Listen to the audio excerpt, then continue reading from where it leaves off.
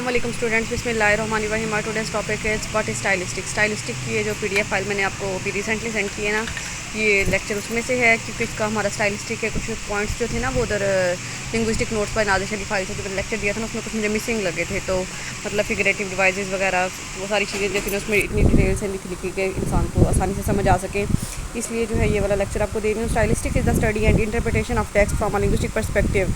अब स्टाइलिस्टिक क्या है कि यानी टेक्स्ट की जो इंटरप्रिटेशन की जाती है, उसका एनालिसिस किया जाता है ना, उसकी लैंग्वेज का, उसकी लैंग्वेज के स्टाइल का, वो स्टाइलिस्टिक कहलाता है। Stylistic is the application of linguistic to the study of literature और एनी टेक्स्ट। मतलब जब किसी भी लिटरेचर के वर्क को या कोई भी टेक्स्ट, यानी वो पोइट्री है, ड्रामा, नावल, शॉर्ट स्टोरी जो भी है ना, उसकी जो लैंग्वेज का जो एनालिसिस होता है ना वो स्टाइलिस्टिक कहलाता है। बहुत स्टाइलिस्टिक एंड लिंग्विस्टिक सब्जेक्ट। अब स्टाइलिस्टिक भी एक सब्जेक्ट है, लिंग्विस्टिक भी एक सब्जेक्ट है, और वैसे स्टाइलिस्टिक और लिंग्विस्टिक की एक ब्रांच भी कहा जाता है। Are subject that take language as their object of study. अब इन दोनों का मकसद एक ही है कि यानी ज़ुबान को स्टडी करते हैं, ज़ुबान का मुताला करते हैं। Stylistic is an area of meditation. Meditation कहते हैं गौर फ़िक्र को, बिटवीन टू डिसिप्लिन, मतलब दो डिसिप्लिन के दरमियान या दो एराज के दरमियान या दो जो है ना डिफरेंट चीज़ों के दरमियान गौर फ़िक्र करना है। Stylistic can provide a way of meditating between two subjects. और स्टाइलिस्टिक जो है उसमें दो सब्जेक्ट्स पे जो ना गौर फ़िक्र किया जाता है, एक लैंग्वेज पे और एक लिटरेचर पे। मतलब हम जो इंग्लिश यानी जैसे करते हैं तो जो लोग शॉर्ट स्टोरीज़ रखते हैं वो लैंग्वेज लिटरेचर में करते हैं,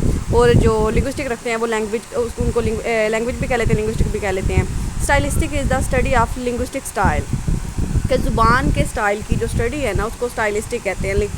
the term style is used in linguistic to describe the choice of the simple expression of a meaning, कि एक मायने को सादा अल्फाज में बयान करने के लिए राइटर जो है कौन से लफ्ज़ लेता है उसको स्टाइल कहा जाता है। Linguistic form can be interpreted as a set of possibilities for the production of text as thereby linguistic form makes possible linguistic style. अब मतलब जब लिंग्विस्टिक यानी जब कोई भी राइटर लिखने बैठता है, कोई भी टेक्स्ट लिख रहा होता है, तो उसके पास एक से ज़्यादा जो है वो ऑप्शंस जो है वो होती हैं, एक से ज़्यादा उसके पास जो है ना वो चीज़ें होती हैं कि एक से एक बात को लिखने के लिए एक से ज़्यादा मल्टीपल वर्ड्स होते हैं। उसकी अपनी चॉइस होती है कि वो कौन से वाले वर्ड का जो है इंतखाब करता है। A style is defined in the term of a domain language, what person said, in what place, what linguistic concept, what manner and what purpose। अब स्टाइल को अगर इसमें लैंग्वेज के डोमेन में देखा जाए तो उसकी डेफिनेशन ये बनती है कि यानी एक पर्सन क्या कहता है, किस जगह पे कहता है, उसका जो है कहने का जो स्टाइल कैसा है, उसका अंदाज़ कैसा है, उसका मकसद क्या है। As a discipline stylistic links literary criticism and linguistics. अब एक बात और भी कही जाती है स्टाइलिस्टिक के बारे में। स्टाइलिस्टिक जो है वो लिटरेरी क्रिटिसिज्म और लिंग्विस्टिक से मिलकर बनी है। Stylistics have been typically considered with literary language. अब स्टाइलिस्टिक का जो ताल्लुक है वो लिटरेरी लैंग्वेज के साथ है। Literary stylistic is typically concern with explaining the relation between style and literary और एस्थेटिक फंक्शंस। कि लिटरेरी स्टाइलिस्टिक जो है उसका मकसद ये होता है कि वो लिटरेरी क्रिटिसिज्म और उसके जो डिफरेंट फंक्शंस हैं ना उनकी वजाहत करे। The preferred object of the stylistic studies is literature but not exclusively high literature but also other forms of written text such as texts from the domains of advertising, popular culture, politics और religion। मतलब stylistic जो है ना वो सिर्फ़ और सिर्फ literary works की स्टडी को नहीं कहते, बल्कि जो नॉन लिटरेरी वर्क्स होते हैं उनकी स्टडी को भी जो है ना लिटरेचर कहा जाता है। मतलब सिर्फ शॉर्ट स्टोरीज़, ड्रामास, नावल्स और ये जो पोइट्री होती है ना, सिर्फ इनकी स्टडी जो है वो स्टाइलिस्टिक में नहीं आती, बल्कि इसके अलावा भी डिफरेंट आर्टिकल्स होते हैं, डिफरेंट न्यूज़पेपर होते हैं, वो कल्चर होता है, पॉलिटिक्स होता है, रिलीजन होता है, इन सब की स्टडीज़ को भी जो है ना, इन सब की स्टडीज़ का भी जो स्टाइल होता है ना वो भी स्टाइलिस्टिक में स्टडी किया जाता है। Stylistic is a systematic way. Systematic कहते हैं एक बहुत ही बाकायदा निज़ाम, वे ऑफ एक्सप्लोरिंग टेक्स्ट, किसी भी टेक्स्ट को एक्सप्लोर करने का। It looks at the language of text and tries to explain how that language creates meaning, style and effect. अब इसका मकसद ये होता है कि यानी ये जो स्टाइलिस्टिक होती है ये बताती है कि यानी जो टेक्स्ट है उसका जो है उसमें जो ज़ुबान इस्तेमाल की गई है उसका मायने क्या है, उसका स्टाइल कैसा है और वो रीडर्स पे कितना असर रखती है। Stylistic also attempts to establish principles capable of explaining the particular choice made by individual and social group in their use of language such as socialization, the production and reception of meaning, critical discourse analysis and literary criticism। अब ये सारे aspects हैं जहाँ जहाँ जो stylistic है वो use होता है। Stylistic means the one who makes a methodical study of principles of style, यानी जो स्टाइल के असूलों की मेथोडिकल स्टडी करता है, डिटेल्ड स्टडी करता है, वो स्टाइलिशियन कहलाता है। The purpose of stylistics is to connect linguistic analysis with literary criticism. इन दोनों का मकसद ये है, स्टाइलिस्टिक का मकसद ये है कि ये लिंग्विस्टिक को जो है लिटरेरी क्रिटिसिज्म के साथ कनेक्ट कर देते हैं। This can be done by expanding literary intuitiveness of linguistics and by expanding the linguistic observation and knowledge of critics। मतलब अब वो हमारे जो डिफरेंट क्रिटिक्स का, डिफरेंट राइटर्स का हमें नॉलेज होता है, उनकी लैंग्वेज को जब स्टडी किया जाता है, उसमें से जो है कीड़े निकाले जाते हैं, गलतियाँ निकाली जाती हैं, उनको क्रिटिसाइज़ किया जाता है, तो ये सारी चीज़ें स्टाइलिस्टिक में आ जाती हैं। Style and scope of stylistic, historical development of stylistic, the term style is used in linguistic to describe the choice of simple expression of a meaning. अब हिस्टोरिकल डेवलपमेंट में ये आता है कि यानी एक स्टाइल जो है वो वक्त के साथ साथ या फिर डिफरेंट एजेस में किस तरह से उसके जो मीनिंग हैं या उसका जो स्कोप है वो चेंज होता रहा है। Stylistic as sub discipline came in the limelight in the second half of the 20th century with the publication of number of books that included many articles on stylistic. कि stylistic की जो book है ये जो 20th century है उसके second half में जो थी ना, इसको ज़्यादा जो है स्कोप मिला था, ज़्यादा इसकी पॉपुलैरिटी हुई थी जब स्टाइलिस्टिक के टॉपिक के पे बहुत सी बुक्स और बहुत से आर्टिकल्स लिखे गए। On the articles, one of the article was written by Roman Jakobson in Sebeok's book entitled as Closing Statement, Linguistics and Poetics. Jacobson is an important figure in the historical development of stylistic as a promising branch of linguistics. कि यानी एक जो है बहुत important figure है Jacobson, जिन्होंने linguistic की एक ब्रांच जिसको स्टाइलिस्टिक कहते हैं इसको इंट्रोड्यूस करवाया था, इसकी टर्म जो थी वो इंट्रोड्यूस करवाई थी। Stylistic variation author makes choices when they right a text. Stylistic variation में ये आता है कि यानी जब राइटर कुछ लिख रहा होता है तो उसके पास जो है बहुत चॉइस होती है कि जब वो कौन से अल्फाज इस्तेमाल करते हैं। Decide how to organise the material, उसके पास ये ऑप्शन मौजूद होता है कि वो उसने अपने मटेरियल को किस तरतीब से रखना है। They have plan to introduce, they select amongst available synonyms and synthetic constructions. कि उन्होंने एक प्लानिंग की होती है कि किस तरह से अपने टॉपिक को जो है इंट्रोड्यूस करवाना है, कौन से वर्ड्स जो हैं, मतलब एक वर्ड के जो हैं वो इंग्लिश में कई मायने मिल जाते हैं ना। अगर इंग्लिश है या कोई भी लैंग्वेज है, जैसे मैंने आपको मिसाल दी थी ना कि क्राई, वीप, शाउट, आप एक ही वर्ड के लिए इस्तेमाल कर सकते हैं। इस तरह से चाइल्ड, किड, तो जो वो भी एक जो है ना सेम वर्ड के लिए इस्तेमाल हो सकते हैं। तो मतलब एक ही जगह आप दूसरा लफ्ज़ इस्तेमाल कर सकते हो। इसके अलावा सेंटेंस स्ट्रक्चर जो है यानी एक ही बात आप एक्टिव वाइज में कह लें या पैसिव वाइज में कह लें, मतलब तो वही होता है ना कि दूसरे बंदे को समझ आनी चाहिए। दे target and intended audience for the text. Author will make their choice in various ways and various reason based on personal performance or on their view of the reader on what they know and like about the other similar text। अब author जो है ना वो उसकी अपनी choice होती है, वो उसने मुख्तलिफ चीज़ों को जो है ना अपने ध्यान में अपने मद्देनज़र रखना होता है। एक तो उसकी अपनी चॉइस होती है कि वो कौन से अल्फाज इस्तेमाल करना चाहता है, एक वो रीडर की जो है ना वो देखता है कि रीडर को कौन से वर्ड्स जो हैं वो ज़्यादा, कौन सा स्टाइल जो है वो ज़्यादा इंप्रेस करेगा, और वक्त की डिमांड को देखता है और अपनी जो सिचुएशन होती है उसको देखता है, और जो टॉपिक उसका होता है ना उसके अकॉर्डिंग्स भी जो है वो अपने वर्ड्स का, अपने सेंटेंसेस का जो है इंतखाब करता है। These choices are observable to the reader in the form of stylistic variation at the differences between two ways of saying the same thing. मतलब यानी हम एक ही जो है ना आर्टिकल दो राइटर्स का डिफरेंट एक ही टॉपिक पे जो डिफरेंट राइटर्स का पढ़ें तो हमें पता चलता है कि यानी दोनों का जो है दोनों बात एक ही कर रहे हैं, लेकिन उनका जो है बयान करने का अंदाज़ जो है वो एक है। तो ये चीज़ जो है ना वो स्टाइलिस्टिक वेरिएशन में आ जाती है। Stylistic discipline, phonological stylistic, phonological stylistics study spoken language with expressive sound combination, intonational, rhythmic patterns and social dialect। अब जो इसकी अगर फोनोलॉजिकल स्टडी देखी जाए स्टाइलिस्टिक की, तो इसमें यानी जब कोई भी राइटर या कोई भी पर्सन जब बोल रहा होता है तो उसकी जो है साउंड का कॉम्बिनेशन, उसका जो रिदमेटिक पैटर्न होता है और उसका जो सोशल डायलेक्ट, मतलब जिस सोसाइटी में वो रह रहा होता है उसके मुताबिक जो वो उसकी प्रोनाउंसिएशन यूज़ करता है या फिर उसका रिदमेटिक पैटर्न जो होता है ना, ये सारी चीज़ें जो है इससे रिलेट करती हैं। Doubting the sound and no, scanning the word impossible, etcetera. अब देखें ना ये न की साउंड है ना नो, इसमें ऐसे लगता है कि एन जो है लिखा तो एक सिंगल जाता है ना, लेकिन पढ़ा दो जाता है, दो बार जाता है। इसी तरह से इम्पॉसिबल में इम जो है सिंगल एम होता है, लेकिन उसका जो है जब आप बोलते हैं तो वो डबल एम लगता है। Phoneme may have a strong associative power through they have no lingual meaning. मतलब यानी फोनेम जो है ना वो बहुत पावरफुल होते हैं, वो एक स्मॉलेस्ट यूनिट है इंग्लिश लैंग्वेज का, लेकिन उनकी जो पावर है वो बहुत ज़्यादा होती है। एक भी जो है मिसप्लेस हो जाए या एक भी जो है आगे पीछे हो जाए तो सारा वर्ड जो है वो ख़राब हो जाता है। They possess a kind of expressive meaning the hand stylistic value. तो इसी वजह से जो ये फोनेम्स हैं इनको एक स्टाइलिस्टिक वैल्यू हासिल है। एलिट्रेशन, एलिट्रेशन क्या होती है? The repetition of consonants usually in the beginning of words. Alliteration in the English language deeply rooted in tradition English of English folk fire. अब एलिट्रेशन क्या होती है कि एक ही लाइन में किसी कोई आप पोइम पढ़ रहे हैं ना, उसकी एक लाइन में जो है वो ऐसे वर्ड जो हैं वो बार बार आएँ जो कि सेम कॉन्सोनेंट से स्टार्ट होते हैं। मतलब जैसे कॉन्स्टेंट, चेरी और इसी तरह से सीलिंग, मतलब ये सारे वर्ड सी से स्टार्ट हो रहे हैं ना, सेम कॉन्सोनेंट से इस्तेमाल स्टार्ट हो रहे हैं। तो एक लाइन में जो है कॉन्सोनेंट्स वाले वर्ड्स का, सेम कॉन्सोनेंट्स वाले वर्ड की रेपिटेशन जो है एलिट्रेशन कहलाती है। इसकी एग्जांपल जो है ना मैंने मॉडर्न पोइट्री में जितनी भी पोइम्स पढ़ाई हैं ना, जहाँ जहाँ पे एलिट्रेशन आया ना, उनके क्रिटिकल एनालिसिस में मैंने एलिट्रेशन आपको विद एग्जांपल जो है अच्छे से समझाया है। इसी तरह से एसोनेंस जो है, एसोनेंस में भी फ़र्क ये आ जाता है कि रिपीटेशन ऑफ सिमिलर वावल्स। अब एलिट्रेशन में क्या था कि रिपीटेशन ऑफ जो है रेपिटेशन ऑफ कॉन्सोनेंट्स, और लेकिन इसमें क्या है repetition of similar vowels usually in the stressed syllables. There are various overlapping sub division of stylistic. अब स्टाइलिस्टिक जो है ना उसकी सब डिवीजन हैं जो जिनको हम स्टडी करते हैं, उनमें इंटरप्रेटिव स्टाइलिस्टिक आ जाती है, फेमिनिस्टिक स्टाइलिस्टिक आ जाती है, कंप्यूटेशनल स्टाइलिस्टिक्स और cognitive stylistics. How the linguistic element work to create meaningful art, evaluate stylistics. यानी इंटरप्रेटिव स्टाइलिस्टिक में याद आता है कि लिंग्विस्टिक जो है ना वो किस तरह से एक मीनिंगफुल आर्ट को क्रिएट करते हैं। इसके बाद इवेल्यूएटिव, ये भी ना अपने हेडिंग में लिखना है, ये गलती से जो है हाईलाइट नहीं हुआ।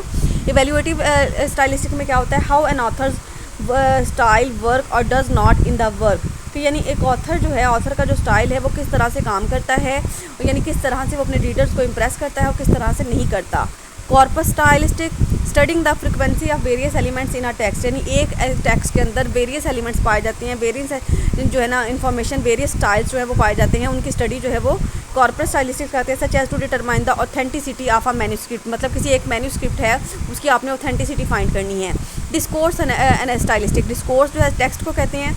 How language in use creates meaning such as studying parallelism, assonance, alliteration and rhyme. अब ये तमाम चीज़ें जो हैं टेक्स्ट की, कि एक टेक्स्ट में कौन से पैरेललिज्म यूज हुए हैं, कैसे, कौन से एलिट्रेशन, कौन सी राइम स्कीम, कौन से जो है पर्सोनिफिकेशन, कौन से सिमिलेज, कौन से मेटाफर यूज हुए हैं, ये डिस्कोर्स स्टाइलिस्टिक में आ जाता है। Feminist stylistic, commonalities among women writing, how writing is engendered and how women's writing is read differently than men's। अब यानी कि हमारे सिलेबस में इतने राइटर्स ऐसे गुजरे हैं जो कि फेमिनिस्ट कहलाते हैं, या जिन्होंने ज़्यादा औरतों की बात की, जैसे कि हेडा गैबलर था, वो टू दी लाइट हाउस था, और भी काफ़ी हमारे सिलेबस में ऐसी थी जिनको जो है फेमिनिस्ट के लिहाज से देखा जाता है। इसके अलावा हमने एड्रिन रिक को पढ़ा था, पंजाब यूनिवर्सिटी के स्टूडेंट ने, और सिल्विया प्लैथ को पढ़ा था।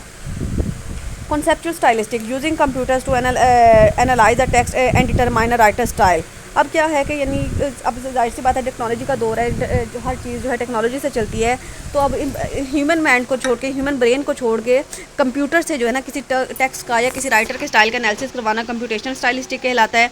Cognitive stylistic, the study of what happens in the mind when it encounters language. मतलब जब हम किसी को टेक्स्ट को स्टडी कर रहे होते हैं तो जो हमारे दिमाग में चल रहा होता है ना, वो जो है कॉग्निटिव स्टाइलिस्टिक कहलाता है। इसके बाद आ जाते हैं एलिमेंट्स ऑफ स्टाइलिस्टिक, ये बहुत इंपॉर्टेंट है, इनको आपने अच्छे से समझना है। Whether text is poetry, prose, or drama, short story or sonnet or any discourse। Form, यानी स्टाइलिस्टिक की फॉर्म क्या होती है कि या तो वो पोइट्री होती है, या प्रोज की फॉर्म में होता है, या ड्रामा की, या शॉर्ट स्टोरी की, या किसी सोनेट की फॉर्म में। सोनेट कैसे कहते हैं, 14 लाइन पोइम को, या फिर एनी डिस्कोर्स, या कोई पूरी टेक्स्ट हो। Structure, how a text is presented, यानी एक टेक्स्ट को जो है प्रेजेंट कैसे किया गया है, उसकी बिगनिंग कैसी है, उसके एक्शन कैसे हैं, उसका क्लाइमैक्स कैसा है, उसके डिनोनमेंट कैसे हैं, और how a text is organised, introduction, main body, conclusion, और उस टेक्स्ट की तरतीब क्या है, मतलब उसका जो है प्रॉपर बिगनिंग, प्रॉपर मिडल और प्रॉपर एंडिंग है या नहीं है। Theme, a message delivered by और shown in a work its centre topic और बिग आइडिया। मतलब कोई भी वर्क जो है उसका मेन आइडिया क्या है, उसका जनरल आइडिया क्या है, उसको लिखने का मकसद क्या है, वो थीम कहलाता है। मतलब हमने जितने भी राइटर्स किए हैं, मैंने सबके थीम्स आपको करवाए हैं ना। Tone, the writer's attitude toward the subject और manner with choosing vocabulary and presenting information such as informal और फॉर्मल।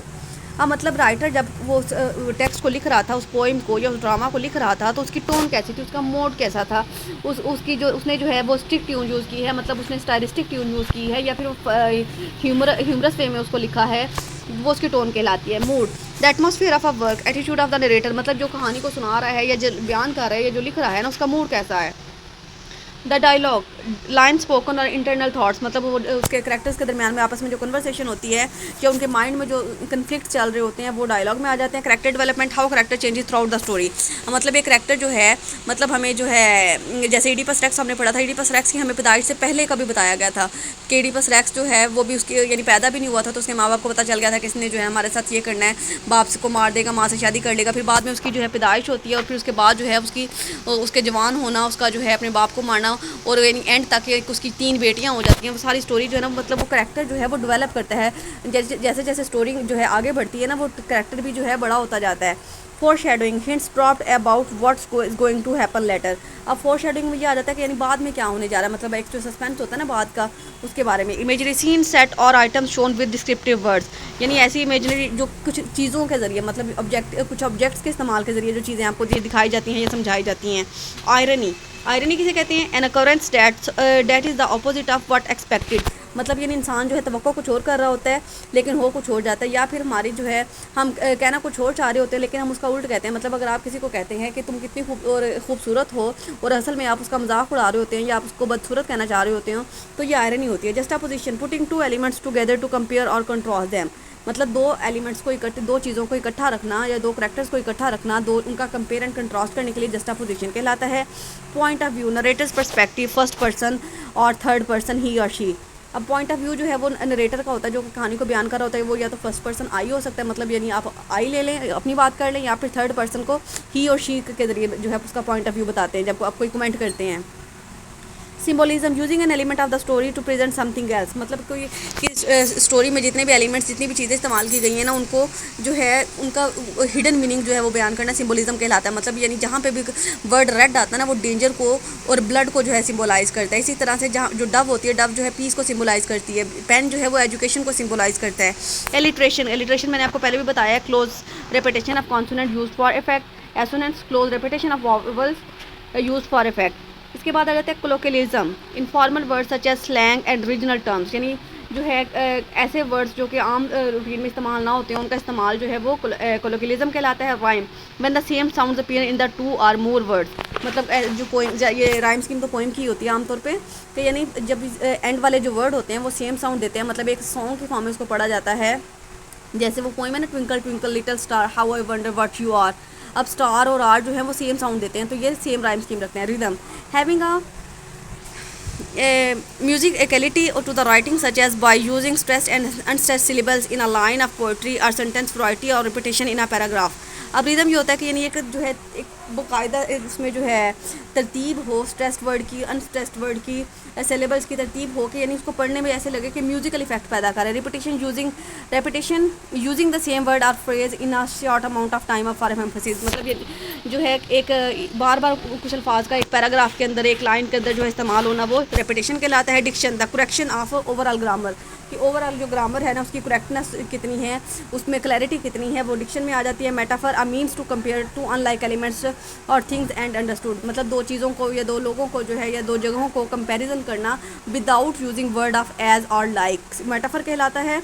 इसके बाद जो है सिमिली भी होती है, सिमिली में भी जो है ना कंपेयर एंड कंट्रास्ट किया जाता है, लेकिन सिमिली में जो है एज और लाइक का वर्ड लगा के कंपेयर एंड कंट्रास्ट करते हैं, लेकिन इसमें जो है मेटाफर में कंपेयर एंड कंट्रास्ट के वर्ड के बाद जो है के बगैर जो है ना दो चीज़ों का कंपेयर एंड कंट्रास्ट किया जाता है। इसके अलावा एक पर्सोनिफिकेशन भी होती है, वो भी याद रखना है। पर्सोनिफिकेशन जो होता है कि किसी जो है ना गैर जानदार चीज़ को जो है जानदार वाली खसूसियात देना, मतलब जैसे हम कहें कि ना पत्ते पानी पी रहे हैं, तो पत्ते तो इंसान नहीं है लेकिन पानी तो इंसान पीता है, तो ये जो है पर्सोनिफिकेशन कहलाती है।